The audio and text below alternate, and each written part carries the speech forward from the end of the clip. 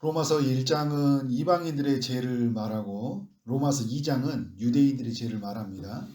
로마서 3장은 이방인, 유대인 모두 죄 아래에 있다. 하나님의 심판 아래에 있다라는 것을 말해주고 있어요. 로마서 3장을 조금 더 구체적으로 나눈다면 1절부터 8절은 유대인들의 죄에 대한 심판의 확실성에 대해서 말을 해주고 있고 9절부터 20절은 모든 사람들의 죄에 대한 심판의 확실성에 대해서 말해주고 있고요. 1절부터 31절은 오직 믿음으로 말미암아 죄에서 의롭게 될 수 있다. 이것을 우리에게 말해주고 있어요. 하나씩 살펴보도록 하겠습니다. 먼저 3장 1절부터 8절까지는 첫 번째 주제, 유대인들의 죄에 대한 심판의 확실성인데요. 로마서 2장에서 유대인들은 이방인들과 같이 죄를 지으면서 그들에 대한 판단은 있는데 회개가 없다라고 어제 제가 나눴습니다. 그들은 표면적으로는 하나님의 백성처럼 보이지만 그들의 실상을 보면 온갖 죄가 가득한 사람이다. 그래서 하나님의 심판을 피해갈 수 없다. 이렇게 바울이 선언을 하고 있죠. 오늘 3장에서 보면 사도 바울은 유대인들이 할례를 받고 하나님의 말씀을 맡았다는 것, 그 자체로 굉장히 큰 유익이라는 거예요. 로마서 9장에서도 보면 유대인들이 가졌던 특권들에 대해서 말을 하는데 유대인들은 양자됨, 영광, 언약, 율법, 예배, 약속 이런 걸 가졌다고 그래요. 그런데 바울이 말하고자 하는 논지는 뭐냐면 이런 것을 가지고 있다고 해서 하나님의 진노에서 벗어나는 것은 아니라는 거예요. 이런 걸 가지고 있다고 하면서 마음껏 죄를 지으면서 살아서는 안 된다는 걸 말을 해주고 있는 거예요. 이해를 돕기 위해서 저를 좀 비유해서 말씀을 드리면요. 저는 신학을 하고 목사 안수를 받았어요. 성경을 읽고 연구하는 것을 취미라고 말할 정도로 굉장히 좋아해요. 다른 걸 잘 운동하는 거 그리고 성경 연구하는 거 이걸 주로 많이 합니다. 그런데 하나님을 많이 배워가고 알아갔기 때문에 유익이 있어요. 다른 사람에 비해서 유익이 있잖아요. 늘 하나님 말씀을 가까이 있고 많이 배워갔으니까. 그런데 제가 이런 과정을 하고 이렇게 열심히 있다고 해서 이것이 하나님의 진노에서 벗어나는 건 아니라는 거예요. 유대인들도 마찬가지예요. 그런데 여러분 유대인들에게 가지고 있었던 그 잘못된 믿음이 있어요. 뭐냐면 자신들이 비록 죄를 저지르고 산다고 해도 진노의 대상은 되지 않을 것이라는 그런 믿음이에요. 그러니까 그들이 비록 중한 죄를 진다고 해도 하나님의 자비와 긍휼로 용서해 주는 그 하나님의 신실함은 변함이 없을 것이다. 그런 믿음이 있었어요. 바울은 결코 그럴 수 없다는 거예요. 하나님은 죄에 대해서 반드시 심판하시는 분이시다. 그러니까 이 죄에 대해서는 이방인도 피해갈 수 없고 유대인들도 피해갈 수 없다. 이렇게 선언을 하고 있는 거예요. 어떤 이들은 자신들의 거짓됨 때문에 하나님의 참되심이 드러난 거 아니냐 오히려. 그래서 내가 죄인이라 하나님의 영광이 더 분명하게 드러났기 때문에 그렇기 때문에 내가 어떻게 하나님의 그 신실한 가운데 버림받을 수 있겠냐 막 또 이런 논리로 말하는 사람들이 있어요. 그런 사람이 지금 이 시대에 우리 교회 다니는 사람들도 있죠. 그죠? 하나님은 선을 이루기 위해서 결코 악을 행하는 분이 아니다. 그러니까 그런 말도 안 되는 소리 하지 말라고 이제 바울이 이야기하고 있는 거거든요. 이렇게 말하고 이렇게 생각하는 그 자체로 유대인들은 지금 큰 죄에 빠져 있고요. 죄에 대한 심판을 확실히 받아야 될 대상이라는 것을 알려주고 있어요. 1절부터 8절은 유대인들에 대한 심판의 확실성에 대한 이야기라면 9절부터 20절까지는 로마서 3장의 두 번째 주제인데요. 모든 사람에 대한 하나님의 심판의 확실성이에요. 그러니까 이방인이나 유대인이나 다 모두 죄 아래에 있고 모두 하나님의 영광에 이를 수 없는 심판의 대상이라는 거예요. 하나님이 만족할 만한 의를 가진 사람은 한 명도 없다는 거예요. 깨닫는 자도 없고 하나님을 찾는 자도 없고 선을 행하는 자가 없다. 하나님 편에서 보면 아무도 선을 행한 자가 없다는 의인이 없다는 거예요. 사람들은 다 자기 자의식으로 자기가 뭔가 선을 많이 행함으로 다른 사람들보다 상대적으로 좀 착해 보여서 내가 의롭게 보이는 것 뿐이지 내가 어떤 겉으로 보이는 표지로 내가 유대인이었다, 할례 받았다, 율법을 가지고 있었다, 그 자체로 자기가 의롭다 생각했던 것이지 하나님이 볼 때는 의로운 사람이 하나도 없다 이렇게 보고 있는 거죠. 바울이 모든 사람이 죄를 범했다는 것을 세 가지로 증명을 해요. 13절과 14절은 사람들이 말로 죄를 범하고 있다는 거예요. 그들의 혀를 보니까요, 속이는 말을 일삼고 그 입술을 보니까 독사의 독이 있고 그들의 입으로 나오는 말은 저주와 악독이 가득하다. 말하는 걸 보니까 뭐냐면 이거는 하나님을 믿는 사람도 아니고요. 그 말하는 것 속에 보면 온갖 악이 가득하다는 거예요.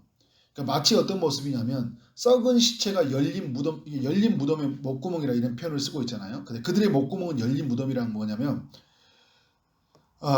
정말 썩은 그 시체가 목구멍으로 말미암아 그러니까 무덤으로 말미암아 열렸을 때 다 나온 것처럼 그 온갖 더러운 냄새가 그 입 밖으로 다 터져나오고 있다는 거예요. 그러니까 너희들 지금 말하는 걸 보면 그 말 속에 너희가 죄인이라는 게 드러난다는 거예요. 자, 그러면 또 15절부터 17절까지 보면 사람들이 발로 범하고 있다는 거예요. 죄를. 자, 사람들이 어디를 향하고 있나요? 피를 흘리는 곳으로 향하고 있어요.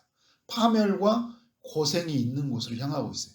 하나님을 영화롭게 하기 위해서 지음받은 인간인데 어디로 가고 있어요?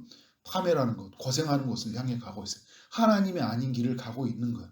평강이 없는 길로 가고 있어요. 주를 만난 곳, 주를 예배하는 곳, 주 앞에 우리 모든 죄를 고백하고 나아가는 그곳에 우리의 평강이 있는데 그곳을 향하지 않는 사람들의 발걸음. 너희들이 지금 가고 있는 그것으로 너희의 죄가 드러나고 있다는 거예요. 자, 18절은 눈앞에 하나님을 두려워함이 없느니라 함과 같으니라. 무슨 말이에요? 눈으로 그들이 바라보는 것을 보면 정말 하나님의 살아계심을 보고요.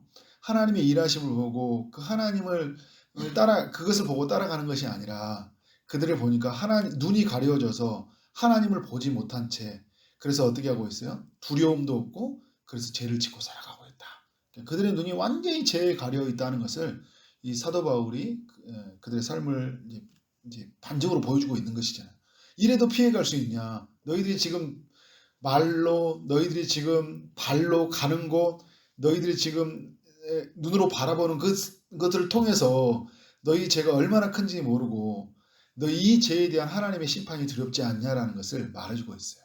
결국 사도 바울이 말해주고 있는 건 뭐냐면 모두가 죄에 대해서 피해갈 수 없고 모든 사람은 다 하나님의 심판에 대한 대상이라는 것. 그것에 대한 확실성을 이제 9절부터 20절까지 우리 이제 어떻게 보면 18절 이런 내용까지 이야기해주고 있죠.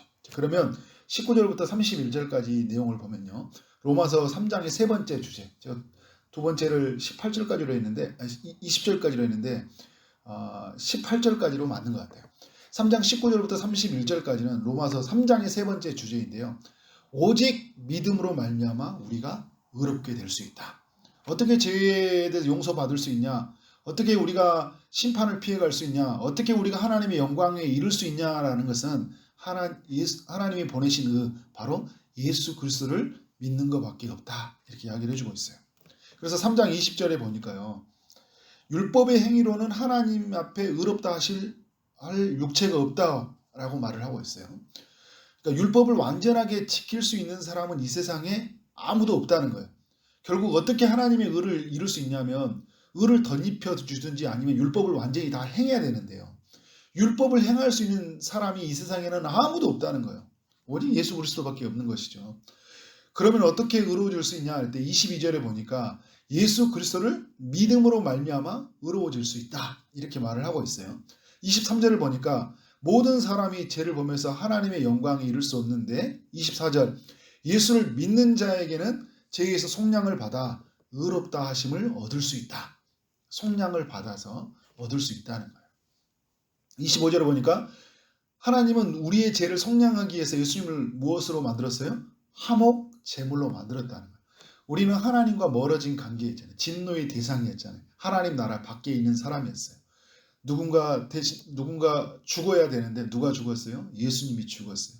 하나님과 화해시키기 위해서 우리의 그 진노에서 벗어나는 우리 인간을 하나님 안에 들어오기 위해서 그 집 나간 아들을 들어오기 위해서 예수님이 화목 제물이 되어 주셨다는 거예요.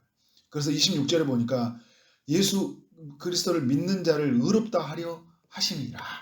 화목 제물로 말미암아 우리의 삶 속에 어떤 일을 이루기를 원하신다는 거예요. 의롭게 여기로 예수 그리스도로 말미암아 의롭게 여기기를 원하셨다는 거예요.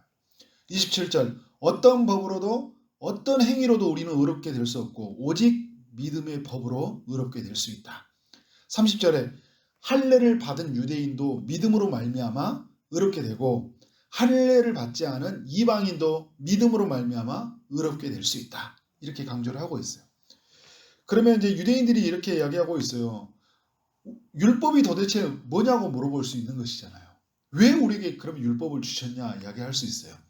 사도 바울이 말하는 건 뭐냐면 3장에서 하나님의 말씀을 맡은 것 유익이다 이야기해요. 율법을 받은 것 유익이다. 제가 처음에 말했던 것처럼 율법을 연구하고 율법을 맡아서 일단 그가 하나님이 누구인지 하나님 안에서 어떻게 살아야 되는지를 알았으니까 큰 유익이잖아요.